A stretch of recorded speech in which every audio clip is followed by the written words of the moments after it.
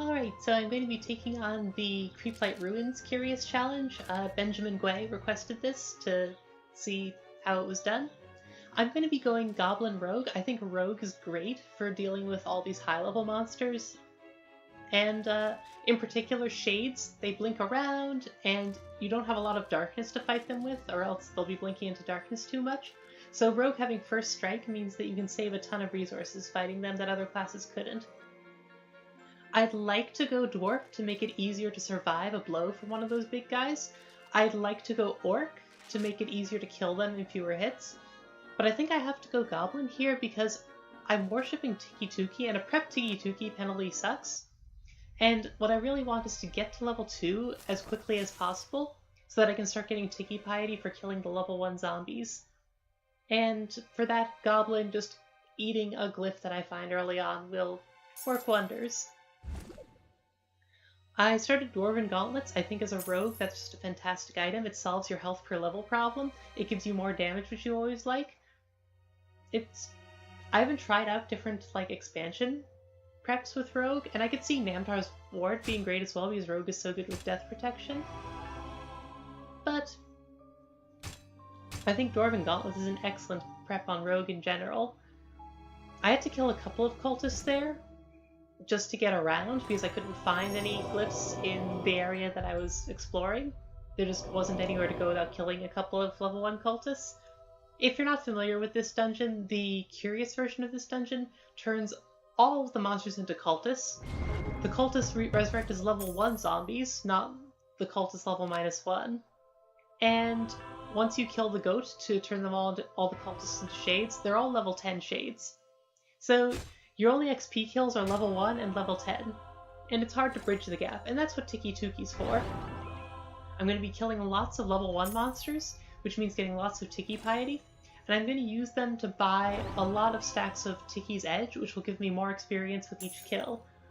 So that way, even though I'm killing only level 1 zombies, eventually they'll be worth 5 XP each, and that'll let me level up enough that I can get into range where I can start taking on those shades.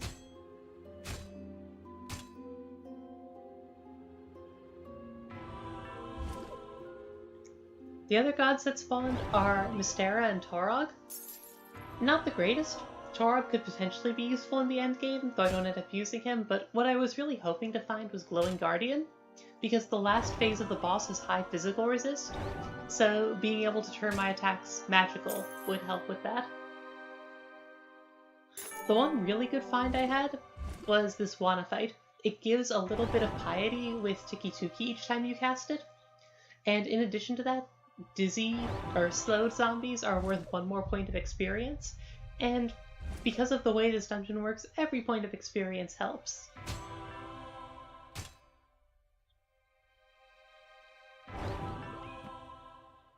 I see the secret subdungeon there, and there is an Endless Wall, so maybe I should, just pick up the Endless Wall, break in, see if there's a good Glenrick. A good Glenrick would be absolutely amazing for this challenge, but I think this challenge is more interesting if I don't have good Glenrick, because scumming for good Glenrick, that's no fun. Defeats half the purpose of the challenge. And as it turns out, it's not going to be good Glenrick anyhow.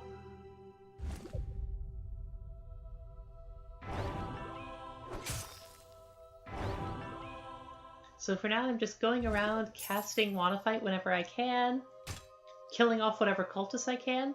I'm not too worried about not having enough level 10 shades available to fight. There's going to be plenty of them to get me up to level 10. But I do want all the zombies I can, so I'd really like to turn cultists into zombies now so that my Wanafite is dizzying zombies instead of dizzying cultists. Because dizzying cultists doesn't do much for us. They're not worth bonus XP.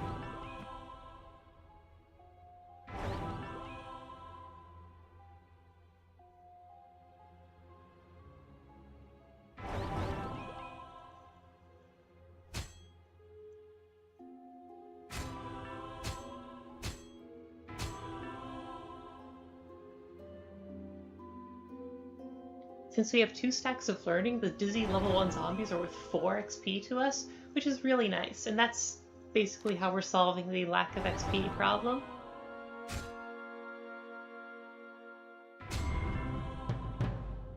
And we're still gaining Tikki piety at a reasonable rate, so pretty soon we should be up to another stack of learning. Now, the one drawback to prepping Tikki Tooki is that the prep penalty is pretty awful. It means every time you get hit, you lose piety, not just every time after the first. So that's why I'm going out of my way to just not get hit ever. I'm only killing cultists that I can kill in one hit. I'm certainly not going to get hit by the level 1 zombies. So Rogue First Strike is great for that as well. I'm at 73 piety. I'm going to cast Modify twice more to get me up to the threshold for the last learning stack. I could have killed a zombie for it, but this way I can kill the zombie after buying the stack. That's one more point of XP. Doesn't matter that much, but now that I'm level 6, the level 6 cultists die in one hit. That generally seems to be the pattern, is I can kill cultists of my level in one hit.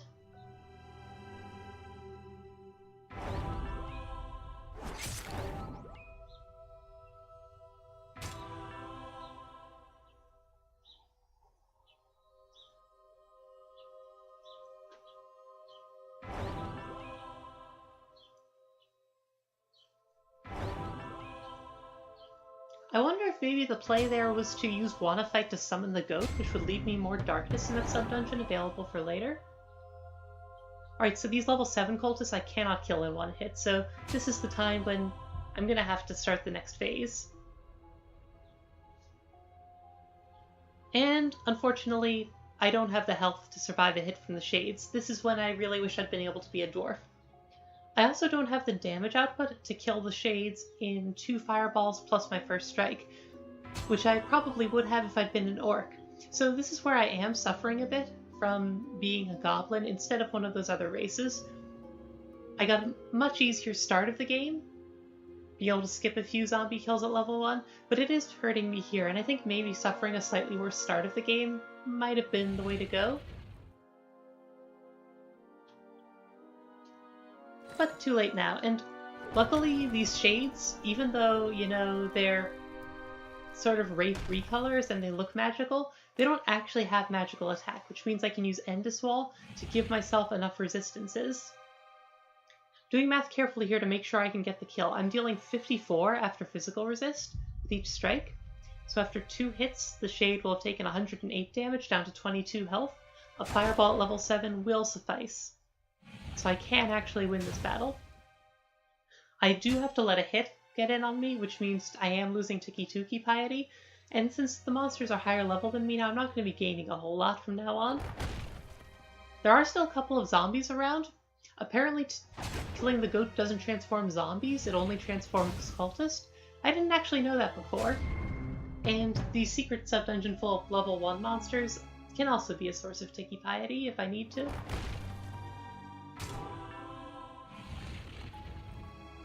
For now, I'm following the same pattern, and Endgame and a fireball makes each of these kills possible. There I got a lucky dodge in from being a rogue, so I don't have to re-Endgame later, and I'm gaining piety instead of losing it. Attacking that shade first because I'm about to level up and get healed. I'd like to be level 10 before the boss fight.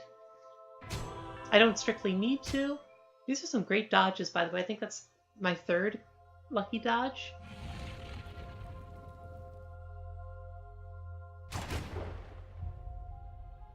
Right, I'm about to level up, so again I'm going to throw my fireballs into Anubis before I do. That finishes the first phase. Second phase dies in 2 hits. That magic resist is not doing enough against our rogue damage. Third phase is kind of awkward. It has physical resistance, and I don't have Glowing Guardian to let me cheat around that. Something I'd forgotten as well is that this third phase has Ensnare. That is something else that the Curious badge does. It changes this from being a Wraith to being a Ensnaring thing? I forget what the new type of monster is that has this trait.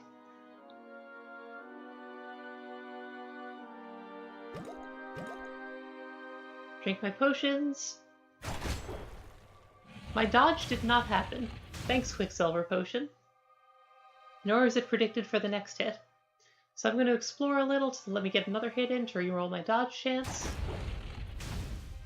Regen fighting, I seem to be just breaking even, not actually making progress. Going to buy some more potions. There are, by the way, a bunch of health potions lying around on the ground. Mana potions too, I've just completely forgotten about them. So that's like 4 or 5 rolls on 70% dodge chance, and dodge prediction is still saying I'm not getting a dodge. So that's kind of terrible luck. Luckily, it looks like Anubis dies in 2 hits. With a second Quicksilver Potion, I'm guaranteed a dodge, 120% dodge chance. Not even the worst luck in the world will make that not work. And that's it, I grabbed the Wraith Cowl. And I did that without using any gods I didn't prep, without using any shop items. So all I really got lucky with here was finding the Wanna Fight. This is a strategy that should work very, very consistently. So yeah, hopefully that helps, and helps you get this. I wonder what other classes could pull it off.